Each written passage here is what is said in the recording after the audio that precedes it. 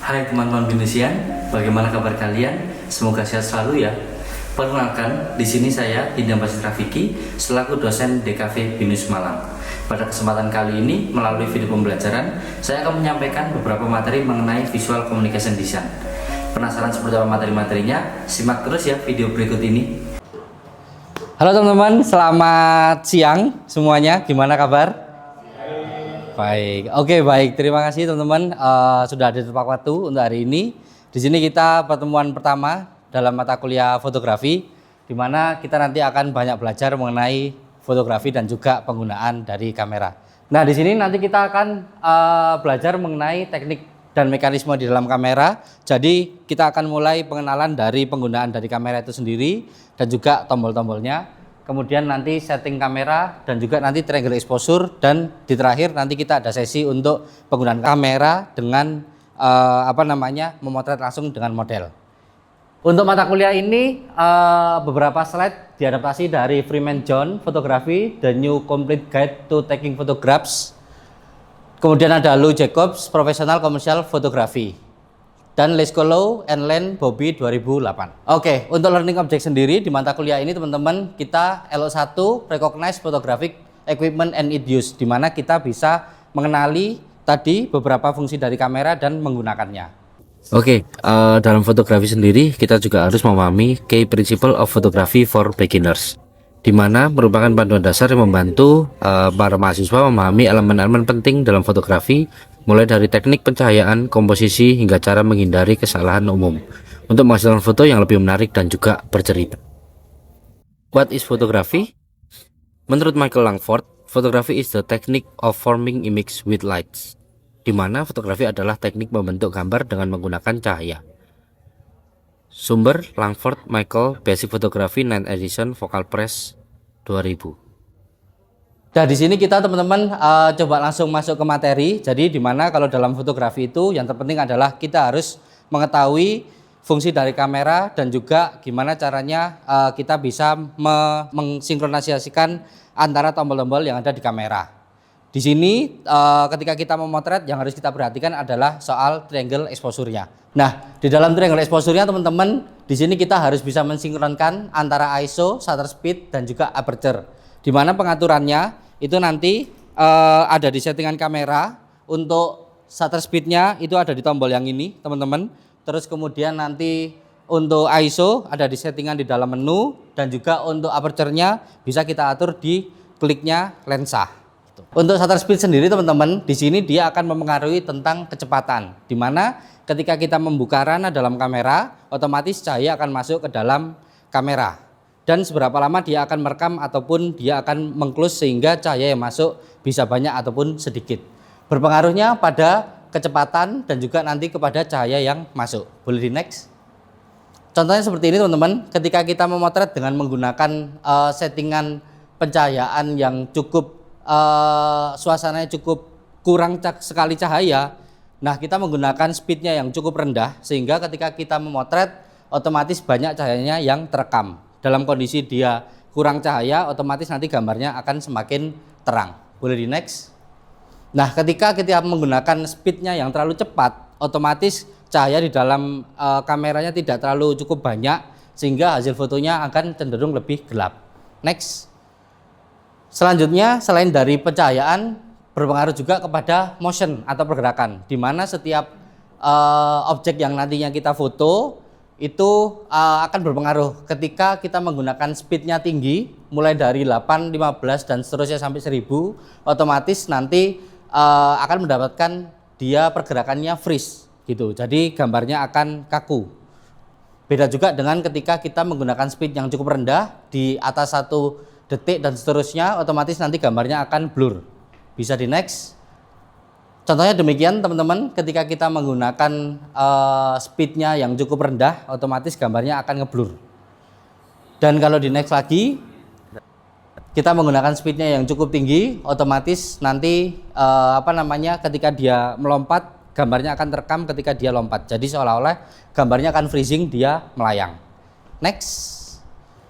Nah, dari kedua hal tersebut kita bisa mensinkronkan antara speed dan juga settingan dari pergerakan kamera kita. Ini saya coba untuk mengatur speednya agak cukup rendah. Terus kemudian saya menggunakan teknik panning, di mana saya akan mencoba untuk mengikuti gerak objek. Sehingga ketika kita memotret, otomatis kita mendapatkan motion yang cukup kencang. Akan ada rasanya garisnya itu garis-garis dan blurry seperti itu. Namun kita tetap bisa mendapatkan objeknya itu cukup tajam. Next. Selanjutnya ketika kita memotret menggunakan slow speed untuk landscape, kita bisa mendapatkan hasil seperti ini. Jadi buih airnya lebih halus, bisa di next. Dan kebutuhan kalau kita memotret menggunakan speednya tinggi, ketika kita motret menggunakan speed tinggi dan misal ada atlet bermain basket, dia saat melayang layup, otomatis nanti kita akan mendapatkan dia freezing di atas ketika dia layup. Next lagi. Selanjutnya berikutnya adalah kita akan memahami tentang ISO, di mana ISO itu adalah standar dari standar operasional kamera. Jadi next lagi, di sini sudah ada standar ISO-nya mulai dari 100, 200, 400, 800 dan seterusnya. Di mana dia semakin tinggi angkanya, otomatis dia akan peka terhadap cahaya. Dan kalau semisal dia ISO-nya semakin rendah, dia akan kurang peka terhadap cahaya. Contohnya bisa digeser. Nah, ketika kita menggunakan ISO 100 dalam kondisi cukup cahaya seperti ini, otomatis dia akan mendapatkan hasil yang cukup terang. Boleh di next. Namun ketika kita memotret menggunakan ISO-nya lebih tinggi dalam kondisi dia cukup terang sekali, otomatis nanti gambarnya akan terlalu overexpose. Seperti itu. Next lagi. Nah, demikian juga kebalikannya, kalau kita dalam kondisi kurang cahaya, tetapi kita menggunakan ISO yang cukup tinggi sekali, otomatis nanti gambarnya akan terlihat lebih terang. Namun minusnya adalah teman-teman, ketika kita memotret menggunakan ISO tinggi, otomatis detail-detail gambarnya itu akan mulai kurang bagus atau yang bisa disebut dengan noise seperti itu. Next. Oke, sekarang kalau teman-teman melihat seperti ini, kira-kira bisa menganalisa menggunakan speed dan juga ISO berapa? Bisa angkat tangan? Siapa yang bisa? Oke, silakan Adin. Oke, betul, baca ya. 100 dan juga 5 detik, betul sekali. Dimana dengan speednya yang cukup rendah, otomatis nanti cahayanya itu lebih nyebar dan juga cahayanya lebih terang. Oke, boleh next. Selanjutnya lagi kita belajar mengenai aperture. Next lagi. Nah, aperture yang tadi saya katakan, dimana kita bisa mengatur dari ring di lensanya ini teman-teman. Boleh next. Di mana aperture ini akan mempengaruhi oleh depth of field, keluasan tajaman gambar gitu ya. Semakin depth of field-nya dia itu angkanya kecil, otomatis dia membuka cukup lebar sehingga nanti hasil dari gambarnya yang belakang akan cenderung ngeblur dan depannya fokus. Kemudian bisa berlanjut ke medium depth of field menggunakan f56, dua objek di depannya itu bisa mulai terlihat antara bunga dan juga rusa. Baru yang terakhir kalau kita memotret cukup banyak objeknya, baru kita menggunakan depth of field-nya yang paling tinggi angkanya. Next. Oke, kalau kita memotret dengan landscape yang cukup luas dan kita kepingin fotonya jelas semua, kita menggunakan f-nya cukup tinggi, aperture-nya, angkanya tinggi, bukaannya kecil. Next. Dan kalau semisal kita menggunakan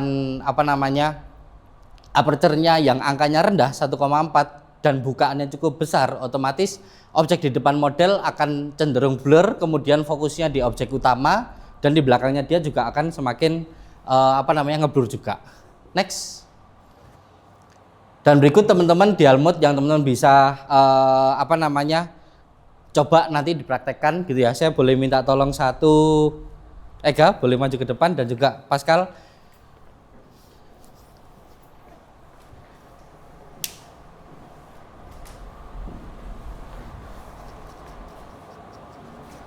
Oke, Eka di sini coba kita praktekkan. Kita menggunakan dulu dial mode button. Agak close up ya, Tam. Ya, ini kalau kita menggunakan mode AV bisa diganti Eka. Menggunakan TV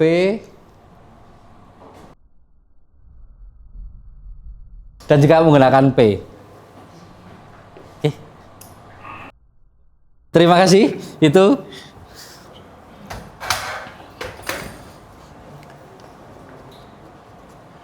boleh di next. Oke teman-teman, untuk materinya cukup sekian dari saya. Apakah ada pertanyaan dari teman-teman? Oke, silakan dimulai.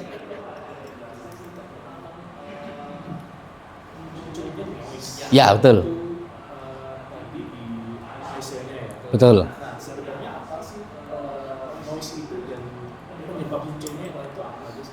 Oke, kalau di zaman dulu itu perkaranya adalah sensor kamera itu kan berupa roll film, di mana waktu itu zat kimianya masih terbatas sehingga memunculkannya kalau dia di-push dipaksa akhirnya gambarnya tidak terlalu jelas. Begitu pula ketika geser ke gambar kamera digital. Nah, mekanisme dari sensor kamera itu juga sama. Kualitasnya ketika dia dipaksa untuk menerima cahaya cukup banyak, dia memang bisa dan gambarnya bisa terang, tapi otomatis dia akan mengorbankan kualitas dari hasil fotonya itu jadi lebih kotor. Nah, kotor bintiknya itu tadi adalah piksel yang pecah sehingga dia nanti kualitasnya jadi kurang baik. Seperti itu. Berarti kalau untuk kita bisa mengendalikan supaya tidak keluar noise itu melalui kombinasi tiga tadi itu ya? Betul sekali. Jadi melalui kombinasi tiga tadi dan juga namanya fotografi ya, kita melukis atau memotret, membuat gambar dengan cahaya. Jadi otomatis kita harus bisa memperhatikan dulu pencahayaan yang paling optimal. Gitu. Boleh. Biasa cara kita mengkombinasikan itu untuk fotografer itu apakah orang-orang udah langsung cepat tahu atau harus dicoba-coba dulu atau apa sih faktor-faktor yang kita bisa pahami untuk bisa mengendalikan tiga tadi itu Pak? Oke, jadi yang pertama sebelum kita memotret biasanya kita akan mengamati dulu lingkungan sekitar, pencahayaannya seperti apa. Setelah kemudian kita mengamati pencahayaan sekitar, kita juga bisa mengatur dulu ISO-nya.